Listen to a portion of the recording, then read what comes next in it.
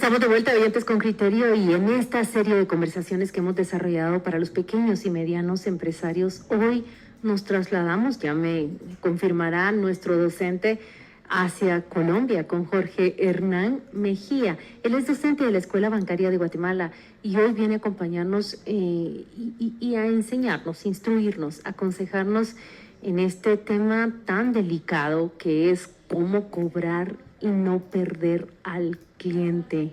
¿Qué dicotomía? ¿Cómo no enojarlo porque le cobro? ¿Cómo no enojarlo porque le cobro? Pero ¿cómo decirle págueme porque ya le serví?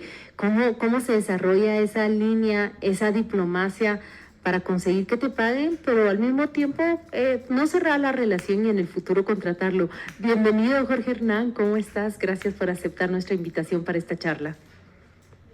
Gracias, bueno, buenos días, Juan Luis, Pedro, Claudia, toda la audiencia de Con Criterio.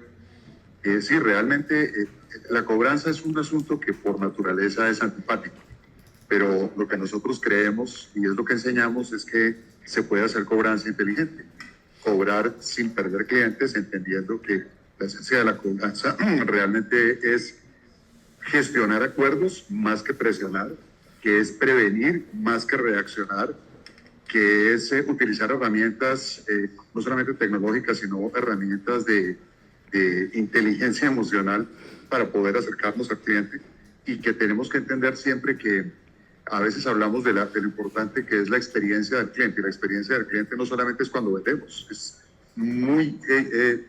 muy clave la manera en la que cobramos, porque eso hace parte del ciclo de venta también, y finalmente un cliente satisfecho termina trayendo más clientes.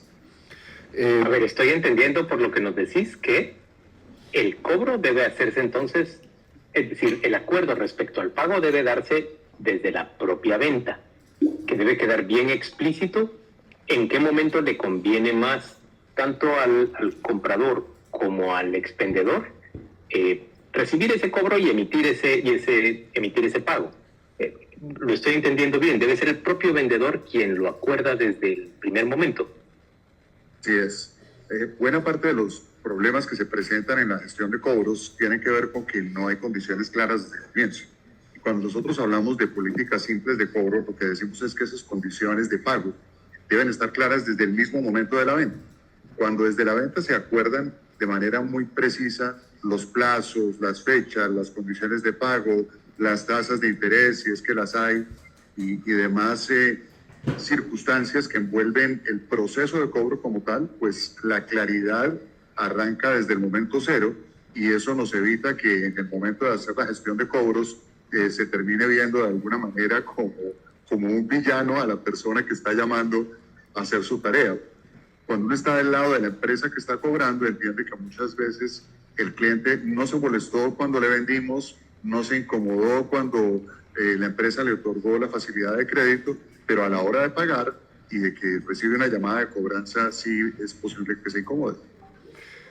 Yo entiendo este preámbulo del proceso, pero creo que y hay que hacerlo bien para suavizar, diría yo, posteriormente, lo que ineludiblemente es una confrontación entre quien no quiere o no puede pagar, porque se dan las dos circunstancias, el que no quiere y le da prioridad a lo suyo en vez de a las deudas que tiene, y el que no puede.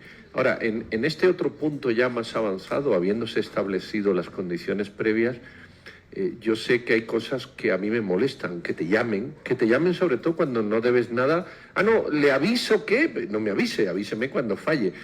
¿Cómo manejar las emociones en ese choque preventivo que te llaman 2 semanas antes? Nunca en tu vida has dejado de pagar, pero te llaman 2 semanas antes para recordarte que tienes que pagar. A mí eso me molesta enormemente.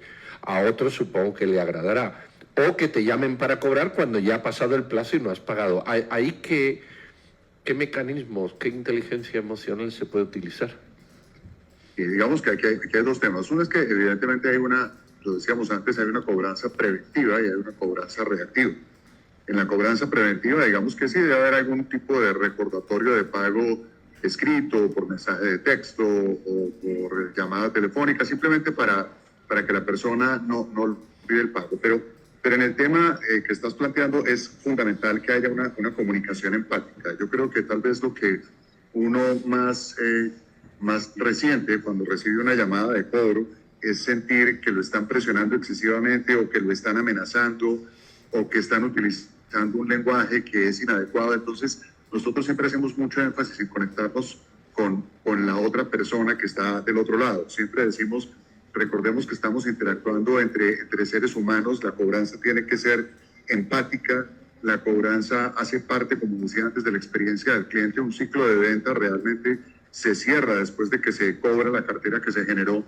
Y nosotros cuando desde la Escuela Bancaria de Guatemala capacitamos o entrenamos a agentes de cobranza, siempre les recordamos la importancia de que ellos tengan en mente que la cobranza hace parte del ciclo de venta, del ciclo comercial, y que nuestra reputación como empresa no solamente tiene que ver con los productos que vendemos, sino que también, por supuesto, está vinculada a la manera en la que gestionamos estos cobros. Mira, así que la amabilidad y la empatía son fundamentales.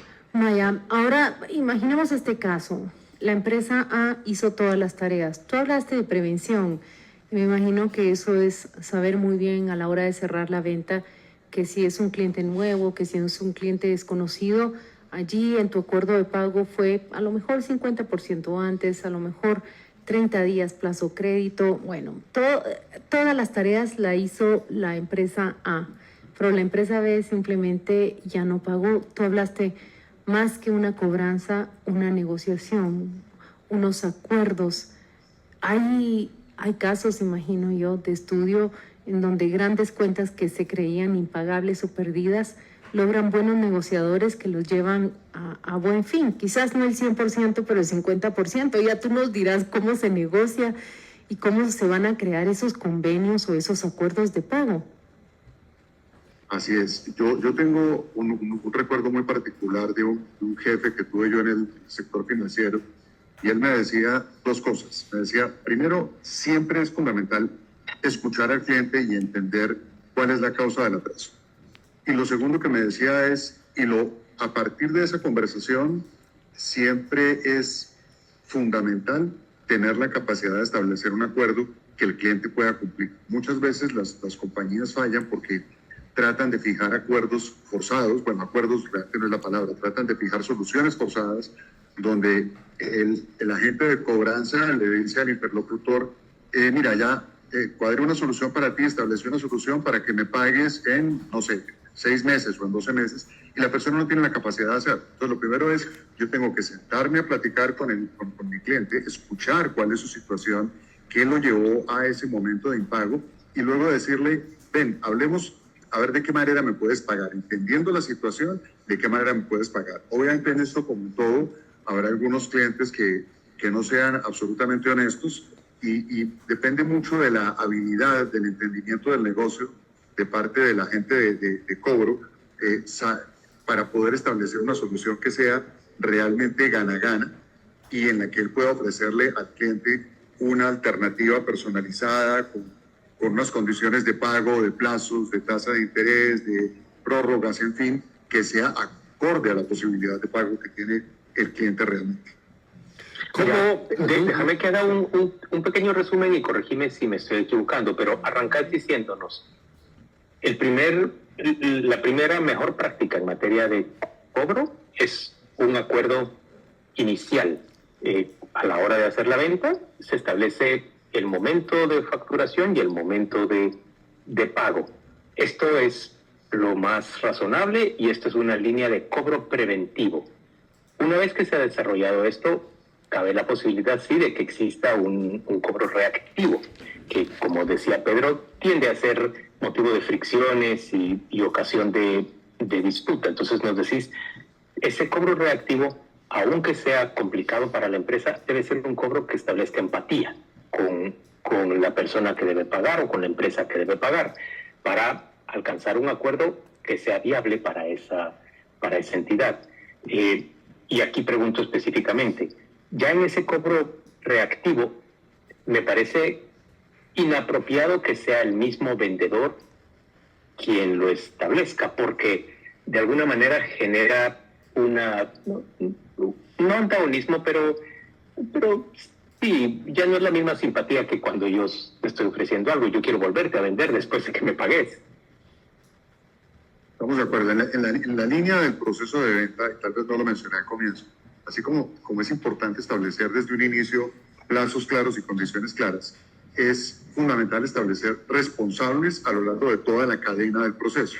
Entonces yo debo tener un responsable comercial de la venta, a veces son dos, porque a veces tengo un responsable de producto y un responsable de la venta como tal, pero luego en el ciclo de cobro debe haber también responsables diferentes al vendedor e inclusive, dependiendo del estadio de la cobranza, puede que haya dos responsables. Yo puedo tener un responsable, digamos, en lo que se llama habitualmente en este negocio la cobranza administrativa, que es cuando todavía estamos en un margen de negociación importante con el cliente, pero a veces el cliente pasa a un estadio que llamamos la cobranza prejurídica o cobranza prelegal, sí, dependiendo de los estándares que maneja la compañía, y en esa fase que es cuando ya a veces tenemos que involucrar abogados, que es evidentemente la etapa más antipática, es importante también tener agentes de cobranza más capacitados, aún con mayor nivel de empatía y de acercamiento al cliente, que puedan lograr estas soluciones que sean